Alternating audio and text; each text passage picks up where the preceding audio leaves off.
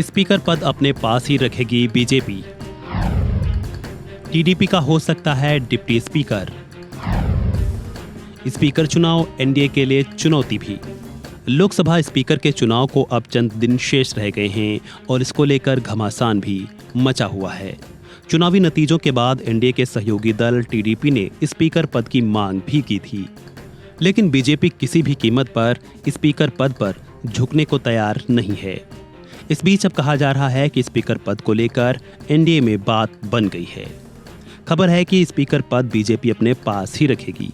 साथ ही इस बार deputy speaker पद पर भी नियुक्ति होनी भी बताई जा रही है, जिसको लेकर कहा जा रहा है कि बीजेपी की सहयोगी टीडीपी को डिप्टी स्पीकर का पद दिया जा सकता है, क्योंकि दूसरे बड़े सहयोगी नीतीश कुमार की जनता दल यूनाइटेड के पास पहले से ही राज्यसभा में उपसभापति का पद है। बीजेपी के रवैये का अंदाजा प्रोटेम स्पीकर भर्तृहरि मेहताब की नियुक्ति से भी लगाया जा सकता है। बीजेपी ने प्रोटेम स्पीकर की नियुक्ति से साफ कर दिया है कि वह स्पीकर पद पर कोई समझौता नहीं करना चाहती है।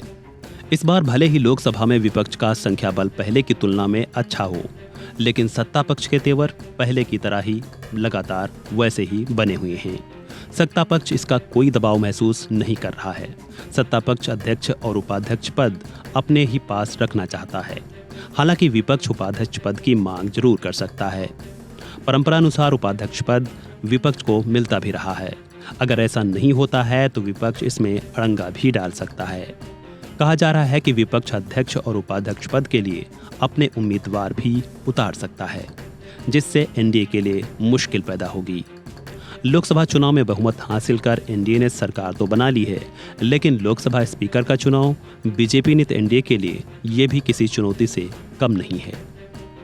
बता दें कि 18वीं लोकसभा का पहला सत्र 24 जून से शुरू हो रहा है। यह सत्र करीब 9 दिन यानी कि 3 जुलाई तक चलेगा। 26 जून से लोकसभा स्पीकर के चुनाव की प्रक्रिया भी शुरू होगी। स्पीकर का पद सत्ताधारी पार्टी या गठबंधन की ताकत का प्रतीक माना जाता है। लोकसभा के कामकाज पर स्पीकर का ही कंट्रोल होता है, जिसके चलते यह पद और भी अहम हो जाता है। संविधान में स्पीकर के साथ डिप्टी स्पीकर के चुनाव का भी प्रावधान है, जो स्पीकर की गैर मौजूदगी में कामकाज को देखता है। बहरहाल स्पीकर पद को लेकर रार दिनों दिन बढ़ती जा रही है। देखना होगा 26 जून को चुनाव में क्या कुछ सामने आता है। अभी तक सत्ता पक्ष की ओर से स्पीकर पद के नाम का ऐलान भी नहीं किया गया है।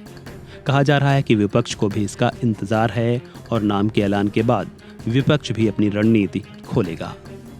फिलहाल इस वीडियो में इतना ही। खबरों से जुड़े अन्य अपडेट्स के लिए बने रहें वन इंडिया हिंदी के साथ।